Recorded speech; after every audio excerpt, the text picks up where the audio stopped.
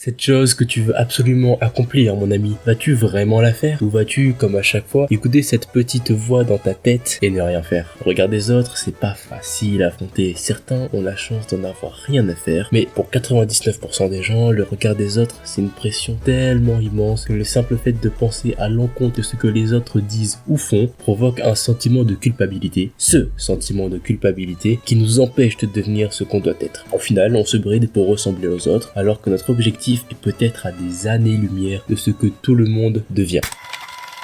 La principale raison qui nous empêche de réaliser nos projets, on la connaît, c'est la société. On t'a beaucoup habitué à aller à l'école, avoir des bonnes notes pour trouver un emploi, pour être employé. Et peut-être que toi, tu te retrouves mieux dans un métier manuel ou peut-être dans un métier artistique, tu vois. Peut-être que toi, ce que tu veux, c'est sculpter, dessiner ou je ne sais quoi. Et le problème avec la société d'aujourd'hui, c'est que justement, tu vas pas pouvoir faire ce qu'il te plaît vraiment. Parce que si tu fais des choses que la société n'a pas mises en avant, tu vas pas forcément être bien reçu ou bien vu. Par exemple, imaginons que tu veuilles devenir dessinateur, tu vas pas forcément être bien payé, ou du moins tu n'auras pas une sécurité comme d'autres personnes pourraient l'avoir. Et c'est dommage, parce que justement ça veut dire que la société met en avant des choses qui ne sont peut-être pas importantes pour toi, tu vois. Et si tu te brides pour faire ce que les autres pensent, au final tu réserves ton avenir aux autres, tu vois. Tu réserves ton choix de vie à des personnes qui ne vivent pas ta vie à toi. Et c'est un peu dommage, je pense, non? Que certaines personnes choisissent pour toi. L'être humain, il a toujours voulu rester dans un groupe, c'est que s'il n'est pas dans un groupe, il sera seul, et s'il est seul, il meurt. Mais ça, c'était à l'époque. Ça, c'était parmi les hommes de Cro-Magnon. Et là, aujourd'hui, si tu es seul, tu n'es pas mort.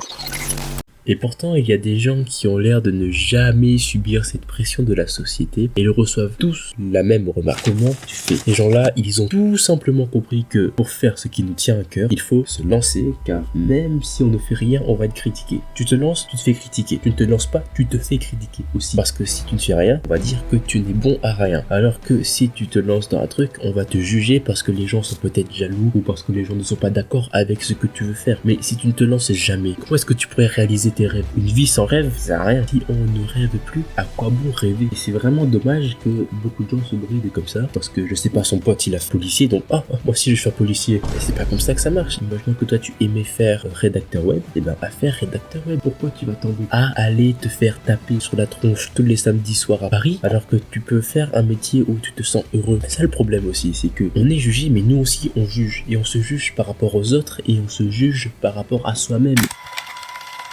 Il faut que tu brain ton cerveau. Et oui, comme je dis au début de la vidéo, c'est bien sûr à cause de la société que tu t'empêches de faire autant de choses, mais c'est aussi à cause de ton cerveau, parce que dans un sens, ton cerveau, il veut pas que tu te retrouves seul, et donc il va te rabaisser à chaque fois, tu vois. Et il faut pas que ton cerveau te rabaisse. Il faut que tu sois pleinement conscient que ce que tu veux faire, tu peux le faire. Et imaginons que tu sois dans le désert et que vous êtes beaucoup, chacun a une plante et une bouteille d'eau par jour. Il y a plusieurs choix qui s'offrent à toi. Soit tu économises les bouteilles d'eau, soit tu bois l'eau, soit tu donnes l'eau à la plante. Maintenant, imaginons que tout le monde boive l'eau. Est-ce que toi aussi tu vas boire de l'eau alors que peut-être la bonne solution était de nourrir la plante? Parce que si tu nourris la plante, tu pourras avoir des fruits après. Et les fruits, c'est quelque chose de solide, c'est quelque chose que tu peux manger. Les autres, eux, ils n'auront que à boire. Et toi, tu auras des choses à manger. Donc au final, est-ce que toi, tu te trouves plus affamé qu'un autre? Non, toi, tu as décidé de prendre des choses à manger. Tu te sens bien dans ce truc-là, alors que pour d'autres, le simple fait de boire serait suffisant. Mais si tu te rappelles bien, j'ai parlé de ceux qui ont décidé d'économiser de l'eau. Et pour ceux qui ont économisé de l'eau, c'est ceux qui sont perdus. Ce sont ceux qui ne savent pas quoi faire. Ce sont ceux qui sont perdus entre soit boire, soit manger. Donc, qu'est-ce qu'ils font? Ils économisent et la plante finit par mourir parce qu'elle n'a pas d'eau,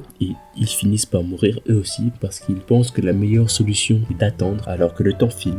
Donc, ce qu'il faut que tu fasses, c'est tout simplement se lancer. Même si tu vas recevoir des critiques, même si tu vas pas te sentir bien au début, même si ce sera pas facile, même si il y aura toujours une raison en fait qui va t'empêcher d'avancer. Dans la vie, on ne fait pas les choses par envie, on fait les choses par devoir. J'espère que cette vidéo t'aura plu et moi je te dis à plus.